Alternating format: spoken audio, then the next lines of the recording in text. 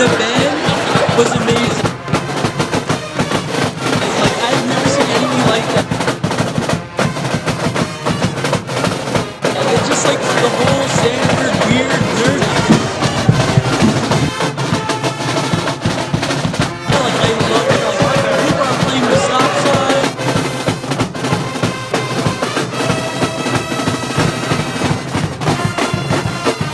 And I'm proud to be a tree. That's all I gotta say. I'm your host, Cole Griffiths, and welcome to the Stanford Daily. Sunday night, as per Stanford University tradition, the Leland Stanford Junior University Marching Band hosted its annual band run. Frosh were led from dorm to dorm, pausing to break into music and dance at each pickup location. The run came to an end in Quad. Nearly every Stanford student can remember their first day on the farm. We caught up on Monday at dinner time with a few members of the class of 2023 living in Lagunitas to get the download on what happened. And then he turned off the lights, and then I was like, oh, it's 10:30, and I fell asleep. But I did not fall asleep. Professor Nemerov, if you're watching this, I did not fall asleep. It was a really good class.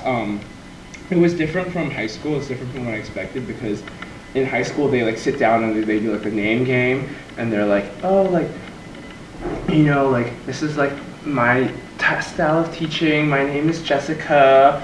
I went to this college and I studied this, but like, Professor Nemerov was literally just like, okay, we're gonna get into 1400s art in Florentine, and we're gonna talk about and like all that stuff. And I was like, oh, this is like college. It's not even just like summer camp anymore. Summer camp has ended. When I say summer camp, I mean NSO. To Coho, and I got like a latte for $4. Yeah, it was good. It was a vanilla bean latte, iced vanilla bean latte, large, size large. Can I give you? Oh yeah, I tried to bike back from my class to here. I realized it's uphill going this way, so yeah, I struggled. My legs felt like they were burning. My bike, I think it's broken. I need a new one.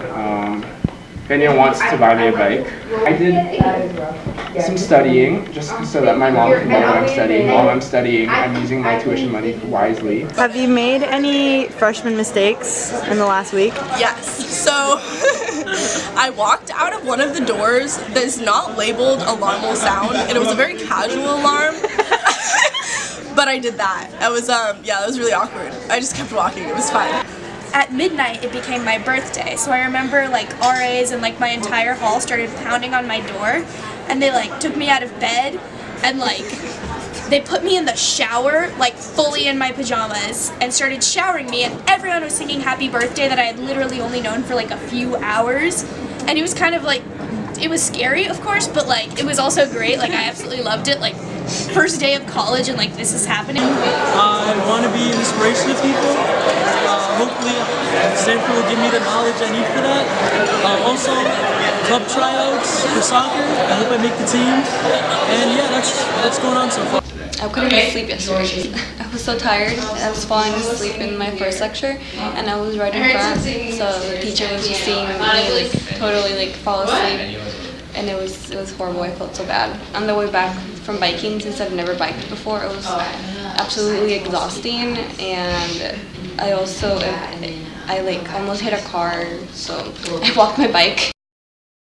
On Tuesday, Chanel Miller's memoir, Know My Name, was released in bookstores across the nation, including Stanford's own Stanford Bookstore. In conjunction with the book release, students held a tabling event in support of Miller, circulating a petition asking Stanford to let Miller choose the words on a plaque at the site where she was sexually assaulted in 2015. The Stanford Bookstore had faced criticism for not having ordered a greater amount of Miller's books. Bookstore employees declined to comment on how release day went. Lastly, the Daily held its open house on Wednesday night, inviting prospective staffers to meet the editors and find out more about the paper. Applications to the Daily remain open and close this Sunday, September 29th at 11:50 p.m. And that concludes this episode. Make sure to subscribe, and we'll catch you next time.